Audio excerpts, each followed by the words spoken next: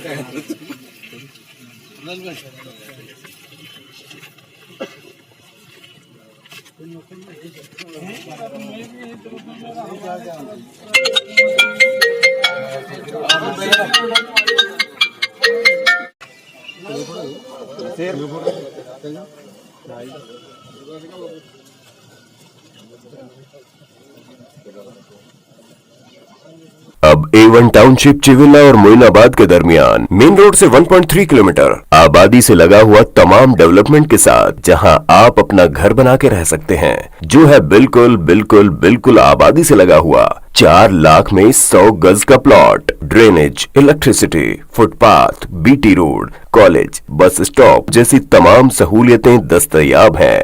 आपका ये छोटा सा इन्वेस्टमेंट आपका और आपके बच्चों का मुस्तकबिल बदल सकता है। मजीद मालूमात के लिए हमें कॉल करें। Address pillar number 235 opposite fishers department, Rajendra Nagar, Hyderabad. Contact 7799603838। सच्ची खबरें आप तक पहुंचाता है 7H न्यूज। हकीकत जानिए, 7H न्यूज देखिए, लाइक कीजिए, शेयर कीजिए और सब्सक्राइब करना ना भूलें। 7H न्यूज, आपकी आवाज।